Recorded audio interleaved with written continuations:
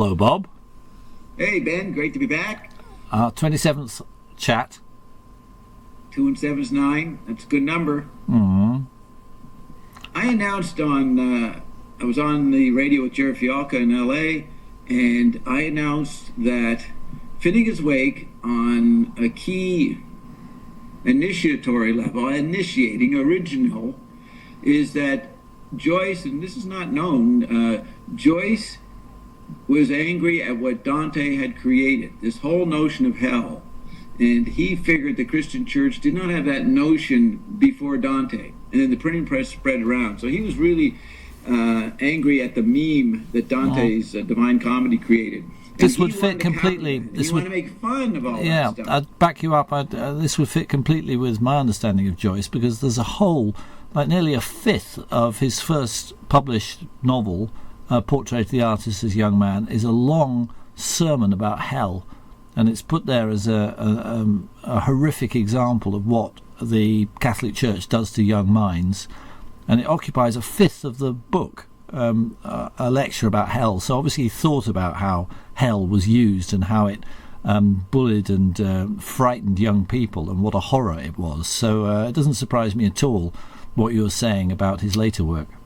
Yes, and so it starts around a wake, and Joyce is making fun of people sitting around trying to commune with the dead, and all that the wake traditionally represented in the Christian level. So you have no problem with that idea. I just wanted to put it out there, and it's good you reminded me. Yes, the hell is a big thing now in Portrait of the Artist. Now here's an interesting point to show you the difference between maybe Karl Marx and McLuhan, is that McLuhan used to say that we need those kind of sermons today in the church.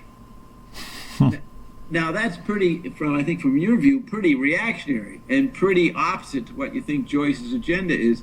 Well, and, I have to say that in the trio of Frank Zappa, Marshall McLuhan, and Karl Marx we have, the fact that McLuhan was a member of the Roman Catholic Church really sticks out like a sore thumb. I think that Marx and Zappa kind of gang up on the anti-religious connection.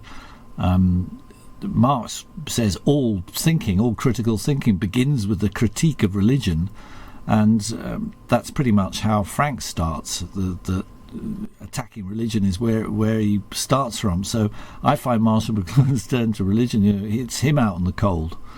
Yeah, that's right. I mean, that was a major problem for the secular humanists who gravitate towards McLuhan in the 60s, but when they found out about his Catholicism, they dropped him. And he was not spiritually correct, I guess you'd say. Religiously correct. But what's interesting is that, in spite of that, his insights into Joyce are pretty good. But it's probably insights that no one would agree with. No one agrees in the media. No one agrees with the media analysis of Finnegans Wake by McLuhan, except one person, Stephen Joyce, Joyce's grandson. Yeah.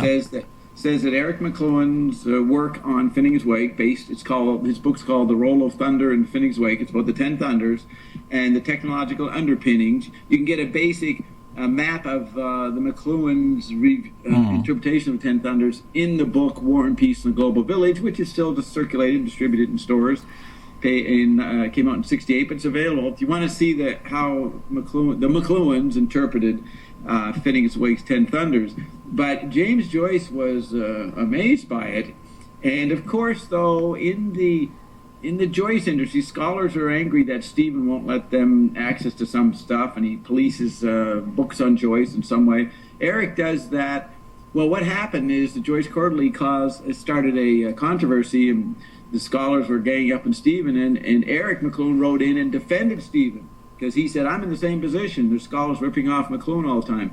So many people think that Stephen Joyce likes Eric's book only for the provisional reasons that they're on the same side in the battle with the Joyce estate versus the scholars. And so there may be no weight behind what Steve says. But I would agree with Stephen that Eric's its way of looking at the Joyce is, aside from the tongue playing that you do with it, and that's valid, there's a larger applied Joyce that one can use in a revolution. I would call it actually work for the tongue rather than play. in the sense that if you read out Finnegans Wake, it's not a free-for-all where you can tongue it any way you like. It's forcing your tongue into very definite positions. It's a score for a musical interpretation, and it's not a random score. It's extremely definite where each letter is, and in seeking to read it, you are forced to do all kinds of things to your mouth, which are highly pleasurable, and everyone should do. No, it's like an artist. When he's painting, he's not really a play, he's partly a work. He's in between play and work, and that's what you're saying. And just to get back to the gist of what you were saying, the reason you started talking about Eric and Stephen and everything, which is in the 60s, radical people were put off McLuhan because they found out that he was formerly a member of the Roman Catholic, formerly in the sense of the formal sense, an actual member of the Roman Catholic Church.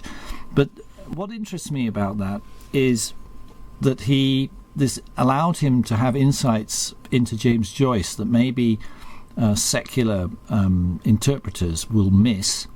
It connects him to Frank Zappa because Frank Zappa was brought up as a Catholic and reacted against it. And it connects them to Guy Debord, who was very influenced by reading Huitzinger on the Middle Ages, a book called The Waning of the Middle Ages, which is an anti-capitalist book celebrating what existed before Protestantism and capitalism kind of took over the running of the world, became the rationality of the world. And understanding what the Middle Ages is something that maybe requires, maybe that's McLuhan's dodgy, kowtowing to the Pope, which I mean, I'd have a row with McLuhan about that. I don't like a lot of the things that the Pope says, and neither did McLuhan. Yeah, He was very well, there you go. critical of the church, but he loved Huitzinger's book. He liked Huitzinger's book, and the point is that a sympathy with and an understanding of what society was before money became the ruling. The ruling medium for understanding relations between people, that money became the most important means. If you can understand a society, what society was like before then, you start to get in a properly critical relationship to what money is now, instead of just having a moral reaction against it and saying, well, we ought not to be into money. If you can actually imagine a society before money took over, then I think you can imagine a society after we've been through money. And that's the importance of medievalism, of sympathy with the medieval world, and why Rabelais is still an incredibly important writer for people to read. Because the usual way in which we talk about the modern system is of rampant greed, rampant indulgence taking over. The problem with the modern world is everybody gets what they want, and they get it too fast, and it's kind of doing them in. They're eating too much sugar, they're watching too much porn, they're pleasuring themselves too much. Now, if you are aware of the Middle Ages and Rabelais, and you understand that actually money is all about deferred pleasure, that the system that we're in is all about rejecting things for their actual sensual moment now, and always calculating about the status they give you in society for some kind of later reward. And so that what current ideology, current normal common sense is about, as promoted by the mass media and all the systems that I would call capitalism, is spreading an idea of deferral of pleasure, of not having it in the instant, but of worrying about where your status is, which in the end becomes very unsensual and unimmediate, because you're always worrying about your theoretical position and deferring actual bodily pleasure. So this medievalism can become an incredibly important criticism of what we've got now, and not reactionary at all. It's actually the thing that can smash away a lot of the things which are being pushed at us now. No, that's exactly it. And it's interesting that Huizinga used, how do you say it? Huizinga? I say it, he's Dutch. I mean, it's spelt H-U-I. Huitzinger, but the Dutch pronounce it Huitzinger. Okay, Huizinger. So it's H-U-I, Hui, and then Zinger, pronounced Huitzinger. The waning of the Middle Ages, yeah. Yeah, the way he, for a left perspective, appreciated the importance of the Middle Ages for a model to understand capitalism, and then McLuhan had the same take on it and knew the value of the medieval environment for, I would say, non-communist purposes, non-socialist. So it's interesting. You have, what is that? The model is good, and it's so good. Is that great art? Anybody can use it for their provincial purposes. Isn't that? And then Finnegans Wake includes everybody. It actually wakes up that fact right in front of you, which then makes it nobody can respond to it. Maybe. What do you think of that? Here you're defining political positions as kind of identity, and you see, I think the way I'd make a distinction, being left wing or right wing, being a Marxist is not about having an identity; it's about criticising identity. So, if you understand what Marx is arguing, you actually read Marx, which a lot of the people who make statements about being left and right and everything don't actually read Marx. What you find is a mind that's alive to the problems of fetishism and reification and alienation and the things which turn thought into its opposite. So I'm not, in being, I do define myself as a socialist and left-wing and Marxist, but I don't think that makes me limited in the way I can respond to things. You would you recommend, I understand you have a postal strike over there right now? Yeah, well, there's an ongoing dispute which occasionally erupts in strikes, yeah. Oh, okay. Would what we're discussing today be useful to the strikers? I think so, because I'd understand what's going on as part of the neoliberal program, that it's not simply this government making a mistake in its policy. It's the International Monetary Fund is telling Britain that it's got to privatise more, it's got to show profit margins increasing, or they're not going to grant leeway with debts and capital and so on. So encouraging, getting people to realise that these, what they might be told are parochial disputes, are actually working out a global problem, that it's connected with a global problem, and that it's a historical problem, and that everything is connected to everything else, in the sense that the problem of capitalism that the post office workers are fighting is the same problem of capitalism that James Joyce was wrestling with, imperialism in Ireland and so on. That all these things connect, that there is no sort of separations which are worth maintaining between literature and politics and your life and your own ability to buy money. I mean, every time you go into a shop, you're actually falling under the law of value, which is a capitalist system. So you're partaking of the universal all the time, and yet this universalism is disguised so that you don't have a blissful feeling of global connection when you go into a shop. You go in and feel, well, I haven't got quite enough money, and here's this thing which is rather poor quality, and it's a kind of usually a fairly miserable experience, which it shouldn't be. And I think our arguments about bringing this universality to consciousness so that people understand how the infrastructure which capitalism has worked out is absolutely extraordinary, that we're in touch with people all over the world, these products coming from China, but we lack the communication systems to push through the moral or the ethical things that we'd like to agree with, through to actually running the system. The system is still barbaric. Yeah, that's why you thought Zappa was aware of this. What did he call himself? The International Mutations? What was the name of that company? He wanted the United Mutations. He had an idea of... no, not United. Later, International Absurdities. Right? Intercontinental absurdities, in which I always think he slightly meant incontinental absurdities, which meant not having control over your excreta anymore, because Frank Zappa was certain that what the world needed was an enema, and that they were repressed, and that their bodily functions were blocked, and that what they needed was to let things out, which is a typical 60s point of view, and regularly dismissed and derided in current media as being a 60s idea. It's in fact perceptive about the situation that we're still in, But the unblocking has to be a total unblocking, and if it's partial, then it merely adds to the central block. I would say that the reason that the weight of that theme of the 60s diminished is that people added on the TV body and the chip body, so the chemical bodies issues became not so important or pressing, so that would obsolesce Reich. At least would explain why people don't think that's important at all. Now, we need to make them aware of their chip body and TV body, and then they could recover their chemical body, which they might be neglecting, and then you could retrieve Reich. Yeah, I just want to say that. But back to the point about Zappa, he was aware of the international power of pop music, rock music, and he was trying to point out the whole world, the involvement of everybody, and so that, I would say, he was relevant to the Socialist International.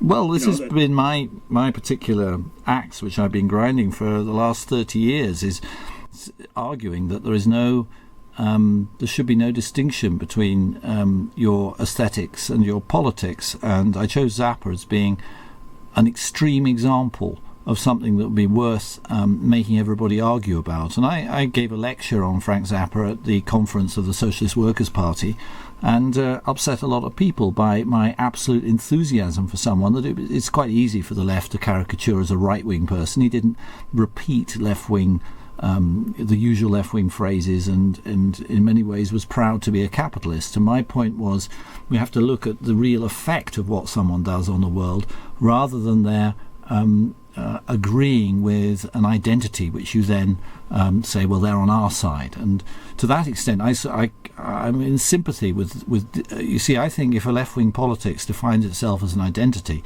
it becomes corrupt, because I think a real Marxist is trying to understand how the world is conflicting, why the world is in conflict, what these conflicts are, and it seeks to explain what these are to the participants so that we can work towards something better.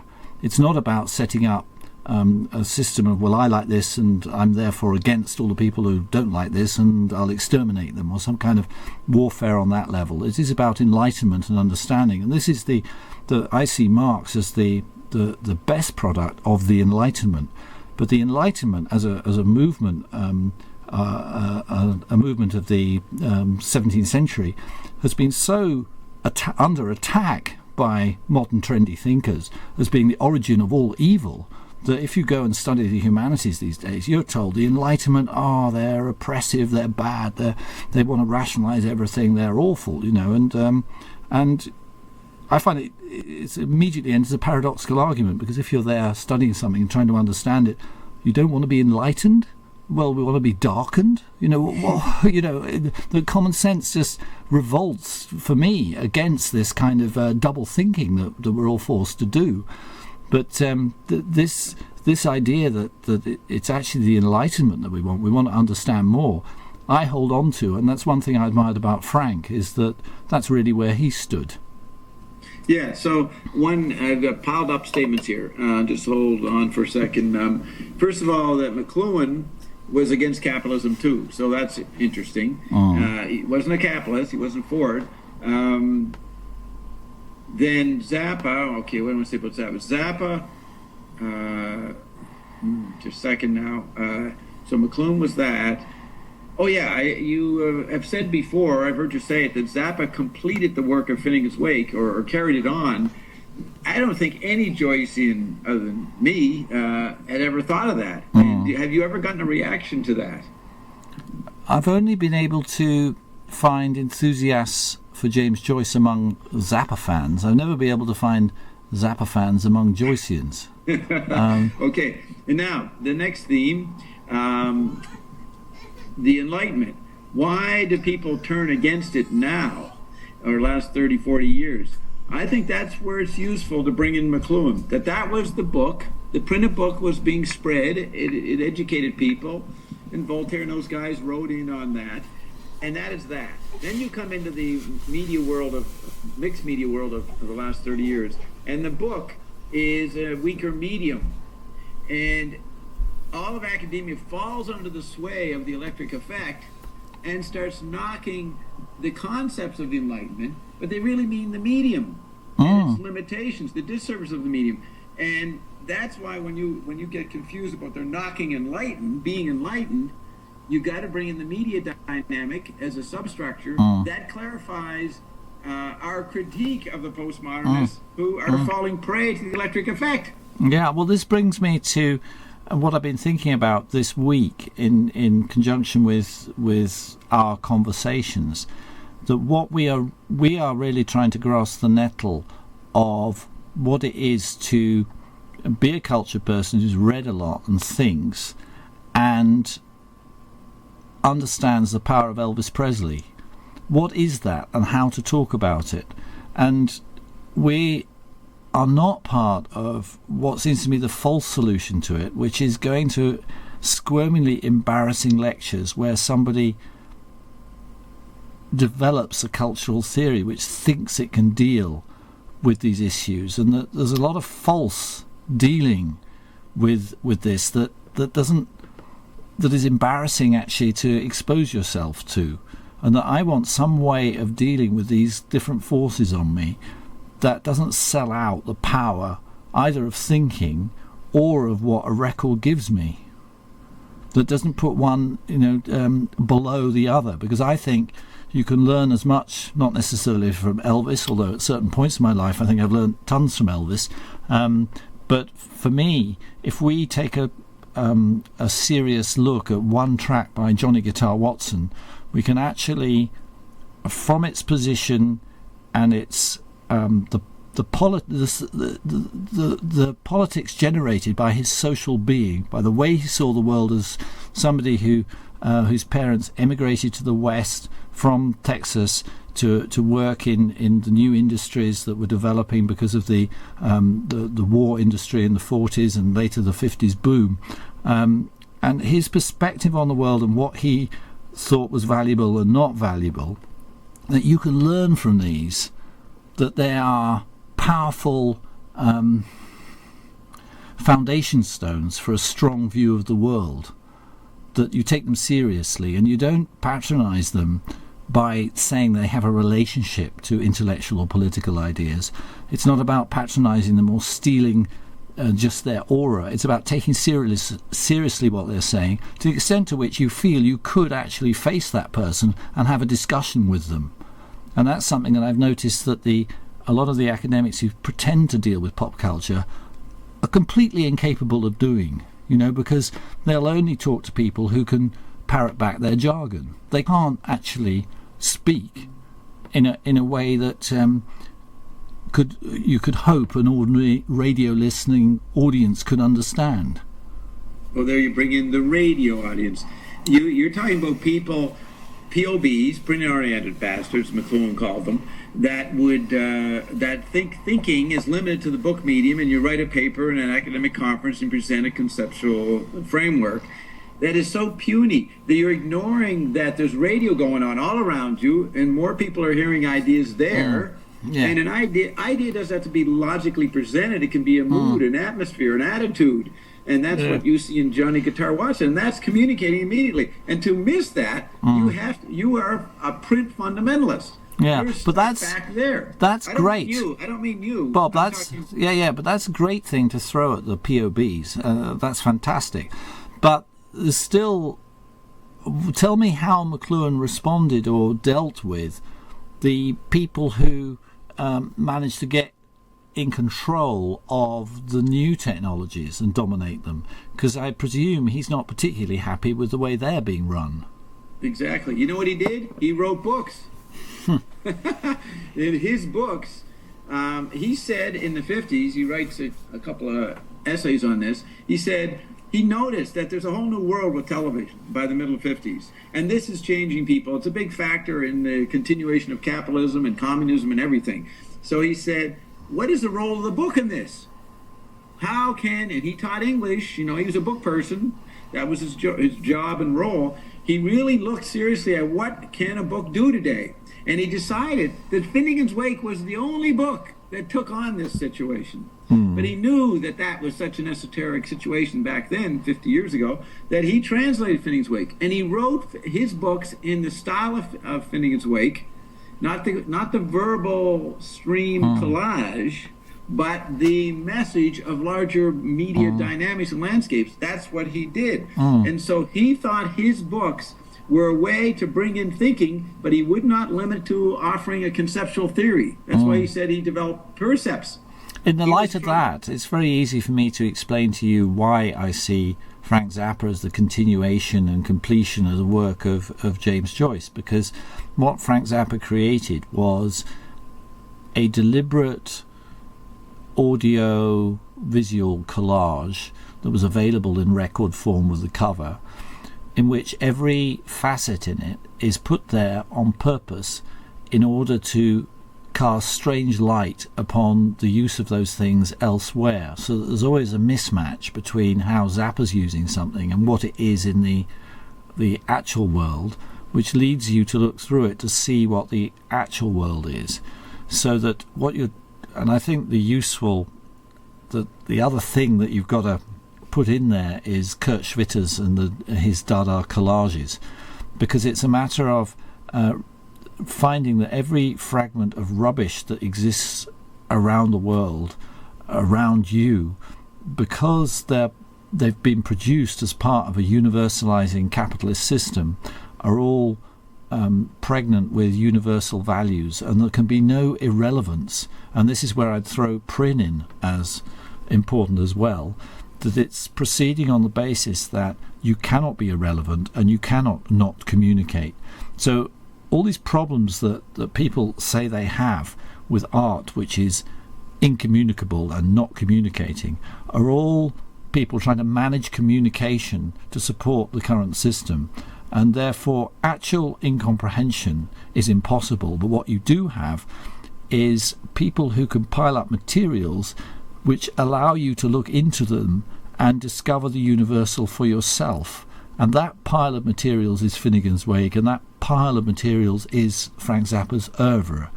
And I don't think there are that many artists who've concreted what I'm talking about. It's a very unique thing to be able to do, in which you can, in navigating them, become more yourself than you were before.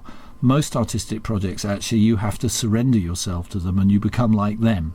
I think the more you use Finnegans Wake and the more you use Zappa, the more you're able to express what your particular viewpoint on the universe is. Yeah, on my tiny note chart, you will see that I put McLuhan and Zappa together for a certain era in the 60s, and they're equal. Now, what was common to them is that while McLuhan was writing books, whenever the opportunity came up, he'd put out a record or a movie. And it's like Zappa's line, I will use any available medium. The point is that they were not identifying with any particular medium, and they could work in any medium to bring their message forward. That's the common thing between Joyce, McLuhan, and Zappa. And was Karl Marx able to be categorized like that, or it's too early in the media dynamic for Karl Marx? Well, the way I connect them would be, and I'm not sure, I'm interested to know how you'll respond to this, which is one way of explaining that perversity, in a way, on the part of Zappa and McLuhan.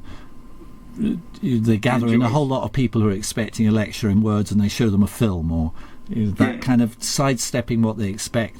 I'd say is to give people an experience that it is R.D. Laing published a famous book called The Politics of Experience in the 60s, and experience, Jimi Hendrix experience, is a big word in the 60s, and I noticed that it's very fashionable now to decry experience and say we are all post-cybernetic people, and to hang on to experiences, to hang on to some neo-romantic reactionary idea.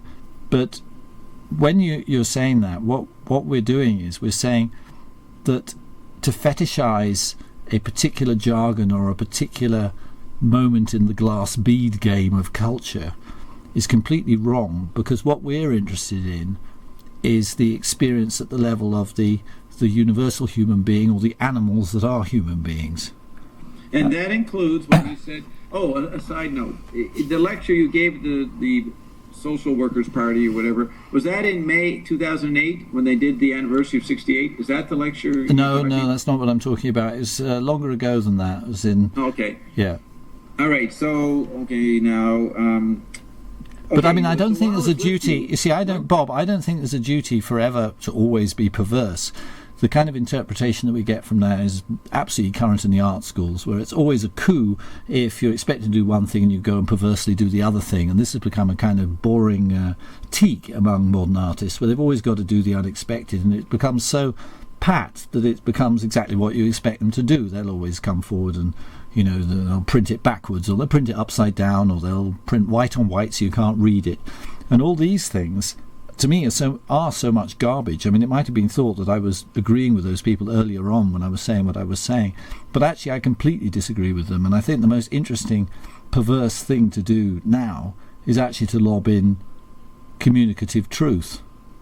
That's the one thing that everybody's leaving out. You mean Habermas?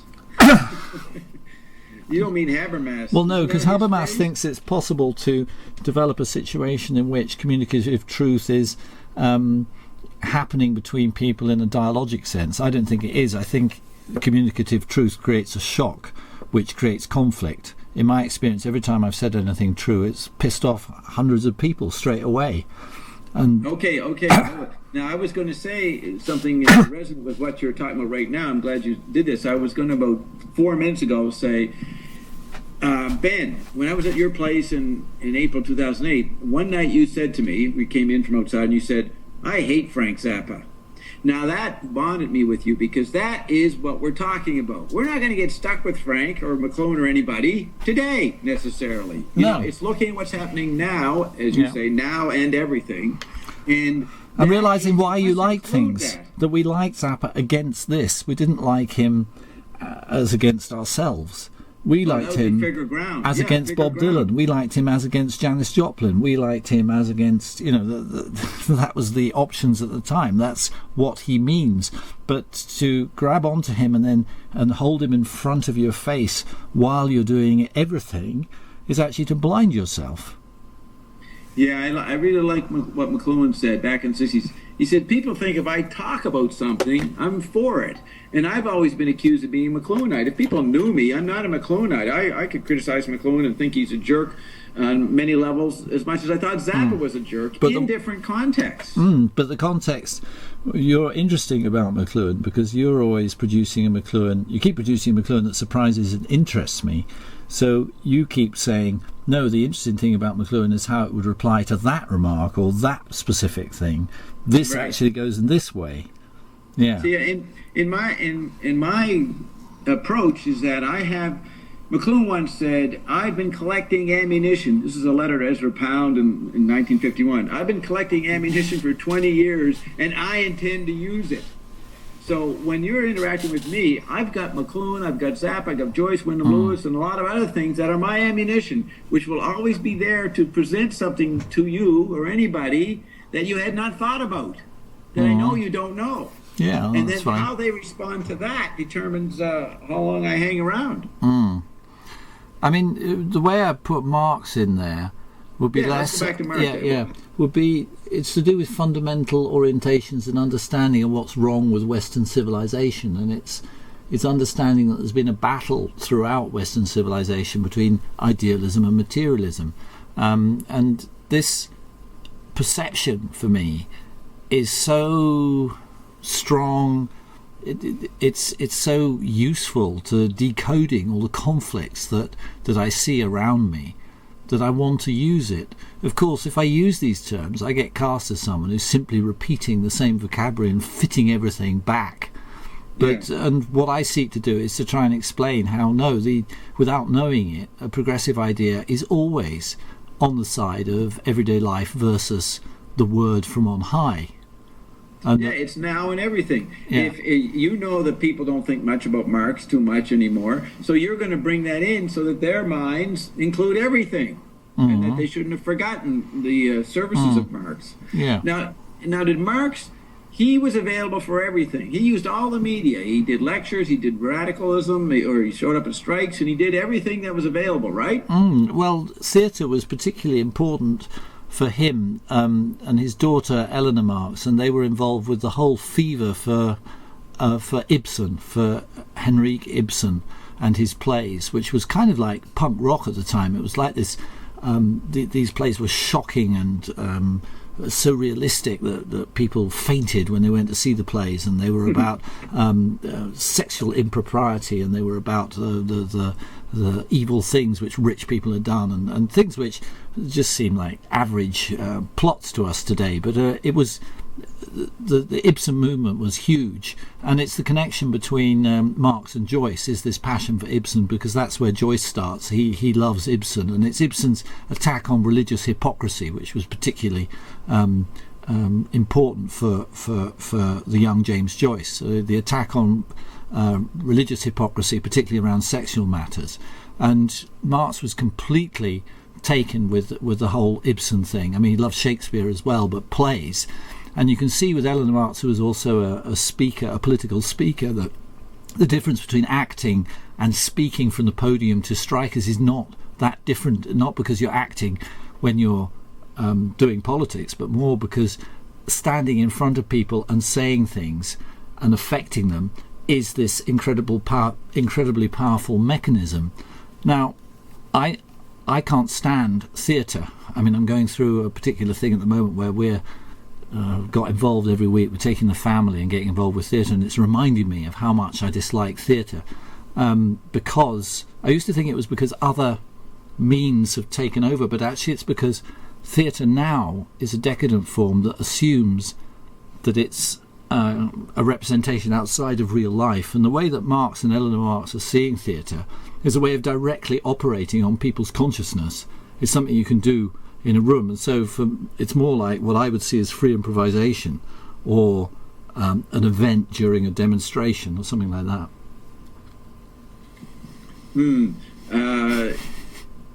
So that's what Marx. You're saying that free improvisation is acceptable theater for you? I don't see it as theatre. What I'm saying is that you're asking me, does Marx use any means possible? And I mean, I think so. I mean, for him, the understanding of what money is doing to the world is more important than any particular means of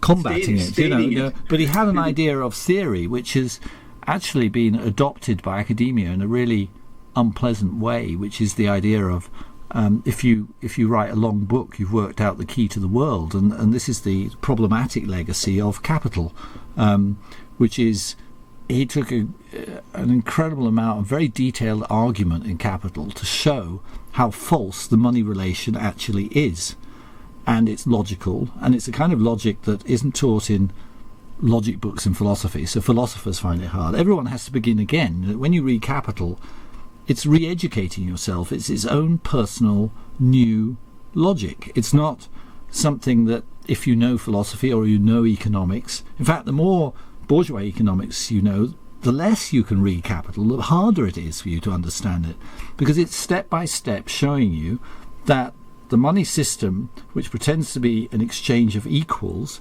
there's a special thing in it called labour, which is what we do or what we're paid to do, which is not a fair exchange, that cannot be a fair exchange in a money system, that there's some flaw in the money system about evaluating what is socially necessary work for the society to work.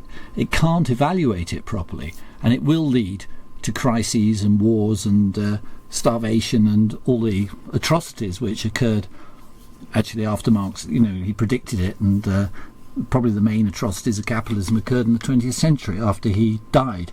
So it's a way of explaining why this money system doesn't work. And he had to invent his own logic. It's based on Hegel, but he extended it in order to to reconcile what he was observing with the failure of a normal rationality to interpret it. So if you're going to invent a new way of thinking, it's going to be a fairly intensive thing to ask somebody to go through, which is what you go through if you become a Marxist. Now, what is your problem with theatre? I don't know if I got that, and relate that to your free improvisation. My problem with theatre today is it's watching people put. I think Sid Vicious put it best when he just said, what is this? All this Hollywood stuff, all these people pretending to be something, and Sid Vicious was somebody who very dramatically understood that his everyday life was a performance because of the fame of the Sex Pistols and because of the special position he was in, and he could see how dramatic and extraordinary it was that he, ripped his shirt or cut his chest, and suddenly there's all these photographs and it has this huge effect. So obviously the idea of theatre as this careful reproduction of the world in a special room just seems really old-fashioned and parochial. But when he said that about Hollywood actors, why can't, what are they doing pretending to be someone else, actually hit the nail on the head for me for what's wrong with so much of Hollywood, which is the Robert De Niro problem. Somebody training themselves to act like somebody else. I'll act like a lunatic. And if you know any lunatics, or you've been a lunatic, One Flew Over the Cuckoo's Nest is the most insulting pile of patronising crap you've ever seen in your life. You can't believe it. You can't even sit through it, actually. You can't judge it because it's so horrible. And I thought Sid Vicious really nailed that, but in the reverse sense, he also praised the best of Hollywood, which is John Wayne or Robert Mitchum, these people who don't act at all. They're just people. They just sort of ride horses and grunt and just do what they do. And they're the best people to watch because they're not acting. And so it's the relationship between, it's because the bourgeois system invents a kind of art which represents the world, and you're meant to accept that as a representation. Whereas for me, pertinent art doesn't accept representation. It realises, it's Brechtian, it understands what we are. We are people representing something on stage. We come in, we say things to you, we want you to react. We're doing something to you. So why is it worth trying to figure out why Western human beings capitulated to capital 200 years ago? Why didn't they recognize and organize? Or did they, and the mafias beat them down? Like, why are people, quote, stupid about this point? Well, the people get their particular way of life and the way they've organised it often depends upon this system. I mean, they're deeply fond of it, and they believe their life Let me interrupt there. So the system grew around them, and they didn't know the implications of it. What is it, and this is what McLuhan is always analysing, what is it that made the system grow around people and they didn't foresee the cage would put them in? Why did they adopt it? It must have been a novelty. And then I relate to Sid Vicious. People like movies. It's not really people pretending. It's the medium itself, the great light sound experience. Well, I mean, that's the great thing about a film, is this absolutely huge screen and the colour zooming at you and the music and the experience of it, which is still fantastic. I mean, I agree with Guy Debord's way of seeing films. You should break into the back of cinemas, watch 10 minutes of one film, then go to another and watch 10 minutes of another. Not follow plot or all this kind of theatrical stuff that it's all dressed up in, but actually go and experience what these huge moving photographs on walls are doing, which is fantastic. And then again, in the 60s, that was done a lot, wasn't it? It was take a film and put it on the back of the happening, while everything else is happening. Yes, McLuhan, it was notorious among his friends. He would go to a movie, after about 10 minutes, he says, "Oh, I know where this is going. See ya." He never finished a movie. Yeah. He'd leave very quickly. Yes, I remember Malcolm McLaren did that with... There was some famous film everyone was discussing till they were blue in the face, and I heard he walked out after 10 minutes, and I thought, that's right, that's correct.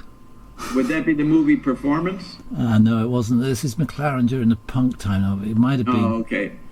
I think maybe it was Tommy. Okay. He walked out of Tommy, and I wished I had. I don't know why I stayed in there. It was so bad.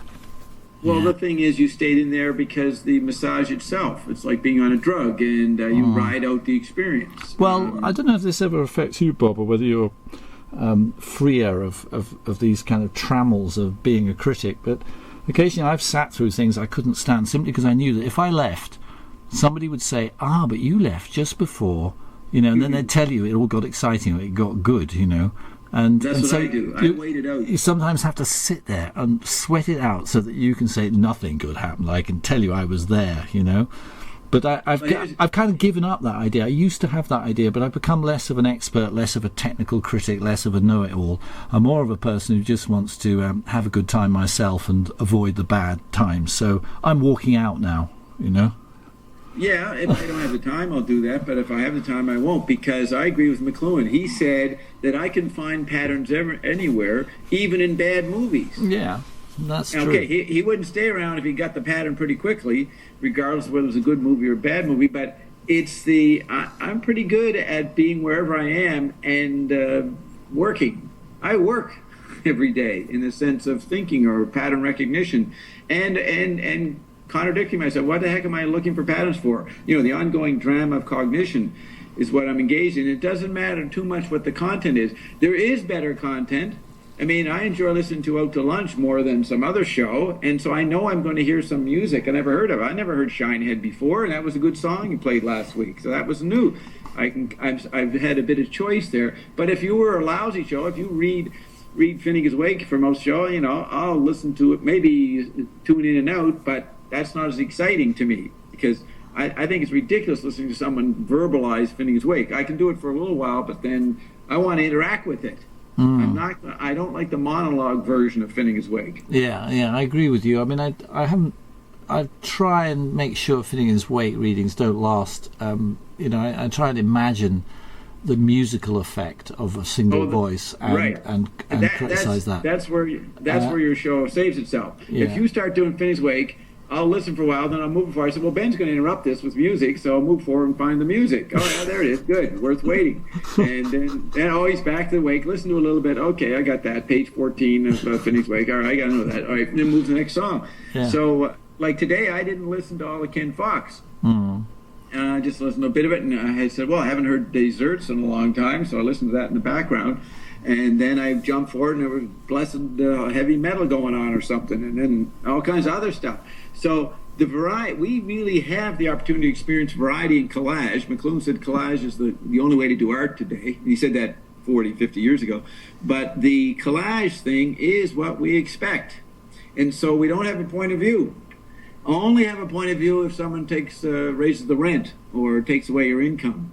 And then it has to interact with this virtual situation that what is it today that's seducing everybody? If money seduced people, what's seducing people today? Money. It's still seducing. Well, it's funny. Money seems a pretty long-term problem. And this is why a lot of fashionable, you know, the watershed was... I use the term watershed. Nobody ever understands what I mean. What I mean is the moment at which something starts flowing in the other way. You know, a flip point. Yeah, a flip point, a really important flip point. You know, and people have tried to rearrange. I mean, every new thinker has got to like rearrange your sense of history and, you know, what happened when, and was it the French Revolution in 1789 that was really important, or was it this? And people crop up and argue, and we've had they argue over the beginning of the word modern and what that points to. Yeah, and we've had a lot of people saying that 1973 was this huge event, and as far as I can see it, it's the moment at which the 60s boom was petering out and the first kind of crisis is biting again after, you know, boom 50s, 60s, everything going up and up, and 73 is like hard times ahead. But I fit all that into capitalism. I mean, it has booms and slumps, you know, and I don't take each boom as like the beginning of a new era and each slump as, you know, the beginning of yet another new era. You know, I go, well, booms and slumps. I mean, Credit Crunch did not surprise me in the slightest. I mean, the newspapers are absolutely amazed by Credit Crunch. They go, well, this is, excuse me, haven't you read Capital? You know, it's not a rational system. All these people like lemmings all kind of decide houses are where it's at. Let's buy houses, obviously. You know, if they keep doing that, there'll become a point at which it gets ridiculous and nobody wants to pay that much for a house and the house prices will come down. You know, this is...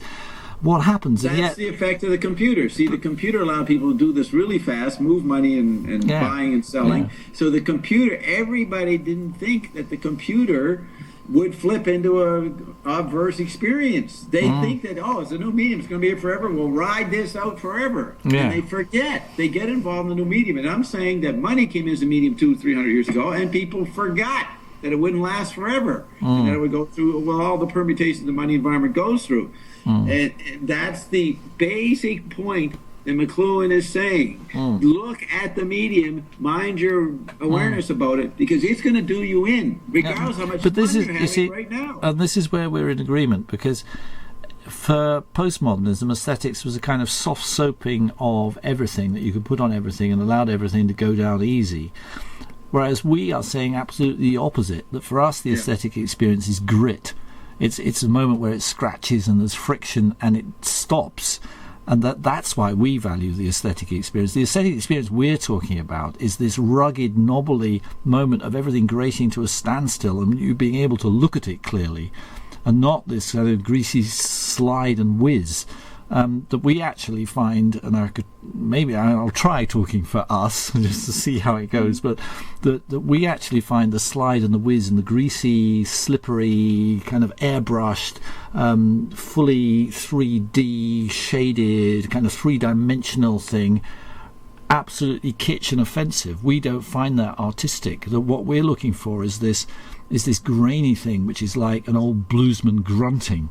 And then when we get that, we think, now this is the moment where something's been interrupted. I can actually look at it. And then you find the beauty in the grain. And that's kind of our aesthetic. But the point of our aesthetic is that it's an attack upon this slipperiness, which is the way the media talk and the way that money moves. And so it's actually a political thing. And I like the way you present McLuhan, because it's always insisting that modern art has a political... The modern art is not there by accident. It's there because of something about what mass media are doing. It has a complete relationship to it. It's not some other realm. It's embattled with it. It's part of mass media. It's the best moment of mass media, actually. The whole of mass media should exist to allow the critical art that we're talking about to arise. And it does arise. It's there. Yeah. It's always there. And it gets invented again, I mean, when that drum and bass grime music came along, suddenly, the dance music people had decided they needed to speed everything up and have false drums and it sounded vocalize. And often these things, and I go for a reason there, is that the highest moment of the technical development is to be able to reproduce what is most basic, and so it comes back to being able to vocalize and actually speak again. Yes, I'm reminded of Salvador Dali once saying he loves it when he gets news of earthquakes and disasters. It's the same sense of appreciation of rupture. I mean, that's Virilio's... I'm not happy. I'm not happy with this. I'm not happy with the way the conversation's going now, Bob. You brought in Dali. I am not happy with the way the conversation's going, because, you see, to me that leads to Dali and fascism, well, there you go, bringing the politics in. Yeah. Hello. You see, look, you made Iris cry with your horrible Daliism, taking joy in other people's suffering. I'm not talking about joy in other people's suffering. I'm talking about joy in the moment of the system that produces the suffering grinding to a halt and being able to look at the actual surface of things. That's not the same as getting a kick out of earthquakes and destruction. I find that fascistic and disgusting. I've ruptured you. Well, you haven't ruptured me. You've just shown that you've got an insensitivity towards the world from your extreme aestheticism and a complete lack of intelligence in quoting Dali, who's exactly responsible for the kind of... I was quoting Salvador Dali as a similar sense of delight in the rupture. It didn't mean that I agreed with Dali. Well, if you look at the way Dali paints, he laid the foundations for exactly the kind of airbrush computer art that I was objecting to. You see, he's so different from Max Ernst. Max Ernst spent his time putting pieces of paper over wood and rubbing and getting to these random, natural... nothing is random, of course, in the world. Max Ernst sucked up to Peggy Guggenheim. Well, he might have done that, but as an artist, he produced something worth looking at. James Joyce, well, this is sucked up to Peggy Guggenheim. This is the golden umbilical cord without which art can't exist. I'm aware. Of course, I'm aware of that. And Guy Debord had relationships with Peggy Guggenheim as well. But is that Max Iris Ernst? Or Mordecai? Max Ernst. This is Iris. Okay. So the thing is, look, this point of the rupture and the silence comes in, and you look at some process, clearly for the first time. That's exactly what McLuhan said in The Media of History. in the history of media is that each medium would disrupt the whole thing and come to that epiphany point. And that's so that general thing. And then I thought of Salvador Dali, but Salvador Dali is talking about chemical body stuff. We're talking about media dynamics, the TV body and the chip body, and how it leads to ruptures that the enthusiasts forget while they're in there. Now, once you see that, is that all that's required among the workers to see that process, or is there something to implement? And then that's where you bring in politics and how to organize a society and whether to get rid of money. Well, because from this, I mean, the point of view I've expressed is a aesthetic reaction. It's a subjective reaction. But my idea is that by expressing that, one could find like minds, and that if the like minds coordinate and organize on the basis of trust, which you can only have if you share this aesthetic point of view that I'm talking about, you can actually intervene and do things. But we need to get in touch with each other. Yeah, so I say that Finnegans Wake is rock and roll in print. Now, you have said that before, apparently. Not exactly. You see, rock and roll for me is too much of a demotic thing, whereas Joyce is a very special single thing. So I prefer saying that Zappa's oeuvre is the completion of Joyce's project. That's saying, so Zappa is rock and roll. I mean, I find there's something very paradoxical because, deliver me from the days of old, that rock and roll isn't in print. So putting it into print just sounds like the opposite of what rock and roll is. The effect of rock and roll and rock, electrifying music, that McLuhan studied, and you celebrate some of it. Joyce predicted that by making a book that mimed what was coming. Because you can't read Finnegans Wake, you can dance to it. Yeah, well, exactly, that you can dance to it. This is I find it crucial to emphasize this, that about Finnegans Wake, that it is sheer linguistic pleasure. And this is maybe why I read too much of it on my show, because for me, all books have something lacking because they're not Finnegans Wake. They're not giving me as a reader enough grist on my tongue and changes between different letters and challenges about pronunciation. They're not giving me enough. Finnegans Wake at last has enough in it, in every phrase, to give me verbal, animal delight in pronouncing it, which is a musical delight, which is not a conceptual delight, although what's amazing is that the concepts are never quite, the string on the balloon is never quite cut. The balloons are all, the concepts are still there, and Joyce is aware of that and shaping that too. That's another level of Finnegans Wake. But that the density of linguistic invention and play going on at the level of the syllables leaves me disappointed with most other reading, and the only place I can find something equivalent would be in the extraordinary documentation of extreme vocals which has been done in popular music. So the vowel sounds of Hank Williams or Iggy Pop, or the extraordinary Bob Dylan. I think the guy who tried to justify Bob Dylan as literature written down is so barking up the wrong tree, because the whole point about Dylan is he's a fantastic singer. He's another Frank Sinatra. That's how to listen to him. His delivery is amazing, and it's in there, and the way he twists his vowel sounds, that his art is. And I think Finnegans Wake is the only book I know that is has understood the amount of inflections which vowel sounds and consonants are going to be given by recording, by radio and popular music. And that's why. So I sort of agree with your rock and roll in print, although I put it round that way. I'd put it this way. You know of some of the scholars who've commented on Finnegans Wake as predicting the atomic bomb. You've heard of that, right? I think we'll have to deal with this next week, because we're really out of minutes. We're really over time, Bob. Okay. H-bomb next week. Bye, Bob. Thanks, Ben.